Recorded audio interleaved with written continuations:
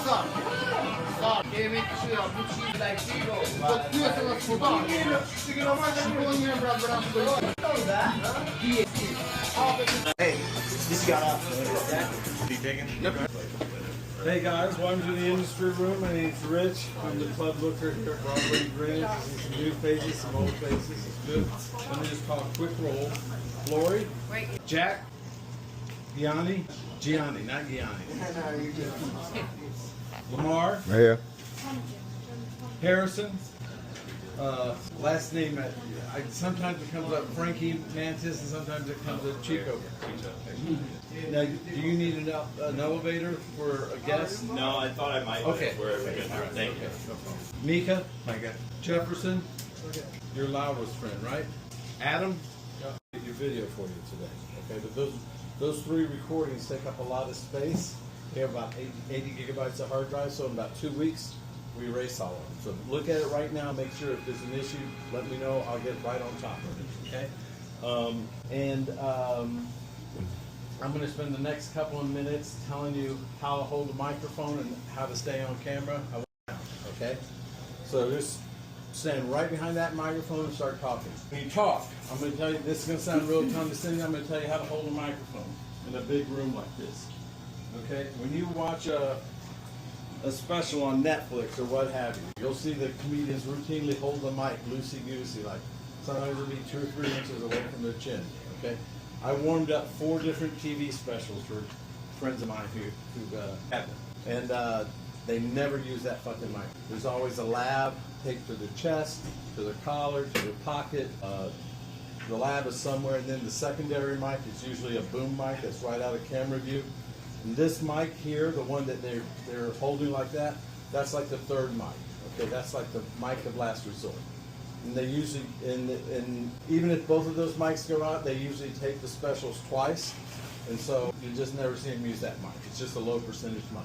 If you hold a mic for a residency, then I gave her another one, then I passed her into this club, and I passed her to Greenwich. Then she went out on her own with no help from me at all. She got past the 7 or 8 other clubs. She started touring. She quit her day job. She made so much touring. She got her nice little apartment in Greenwich Village. Started getting TV credits. So go forward about 5 years. She's touring on 3 different continents. Comedy Cellar calls her up. So like, we hear good things about you. You want to come down and audition? She goes, yeah. What do you want? They go 5-minute set. The lowest. I'm like the lowest guy on the totem pole when it comes to club bookers. You have scumbag club bookers right here. Then you have the bookers for the 2 or 3 festivals that still actually matter. Okay, and then you have the real people. You have the bookers for content providers, TV shows, things like that. Okay? So I'm way down here. I look at 1,500 people, new people every year. Okay, if I was working at Colbert around the corner, the 2 people that look at comedy comp for Colbert are responsible for 5,400. And the last thing they want to hear is that their executive producer walk up and go, "How come Jimmy Kimmel knew about this comedian and we did?" So they have to be on it constantly. So when you're looking at that large number of comics, you can't look at 7, 10, 12-minute sets when someone's brand new. You look at 5-minute sets, okay? And honestly, when they get your 5-minute video, they're going to decide within the first 30 seconds. Hard, extra hard. Even if it's not as funny as it is, laugh hard. I still do that to this day if I'm on a show and I'm waiting to go on, because you're helping build up the room. So if somebody tells a joke and it's like a 6, give it an 8. If it's an 8, give it a 10. Help each other out. It's literally not a competition. There's not like a limited number of slots. If you do well, you'll get an opportunity. So I'm going to bring you in the room to show you where the light is. It's going to be when you're facing the stage, when you're facing the audience. It's going to be in the top right corner. You're going to see it. Again, when it's on, you have 1 minute to wrap up. Turn on the red light so you can see it. See that light? 1 minute to wrap up. Thank you. So, tell you what I learned last week, right? If you're starting an Instagram page and you go to the search bar for the first time, do not write titties in the search bar for the first time. The algorithm will screw you over. Trust me when I say this.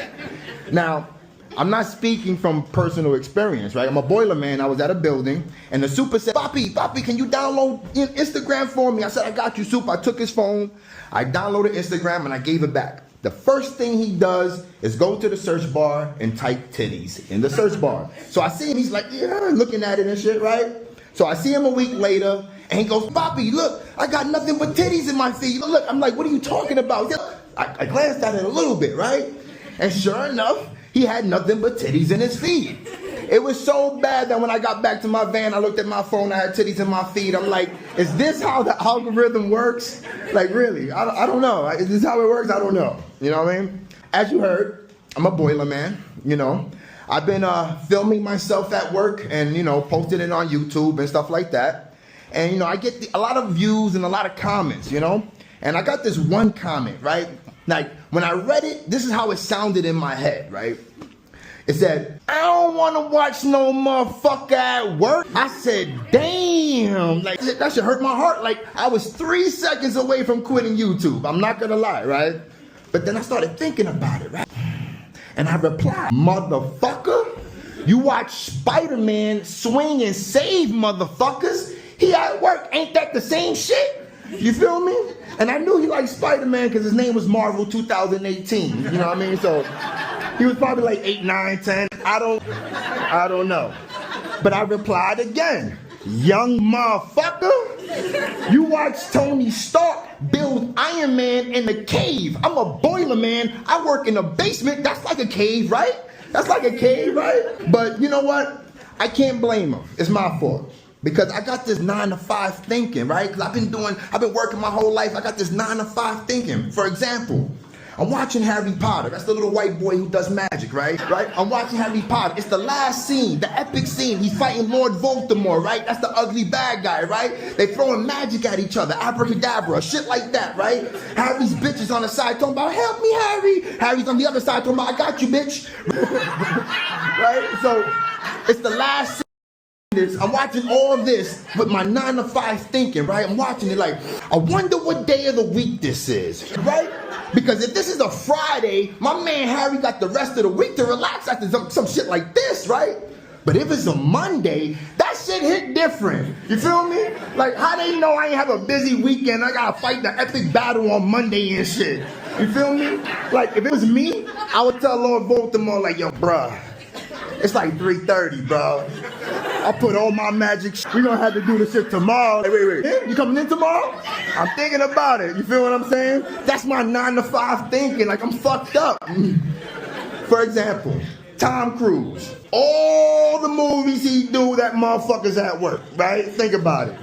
Even though he calls all his jobs missions and all them shits is impossible, that motherfucker's at work, plain and simple. I'm not gonna lie, plain and simple, that motherfucker's at work. But I appreciate y'all. I'm a boiler man. Don't forget to subscribe to my YouTube channel. I got free t-shirts for everybody. If you want a free t-shirt, come see me. Thank you. I appreciate it. Jones, motherfucker. Appreciate you, bro. Thank you, man.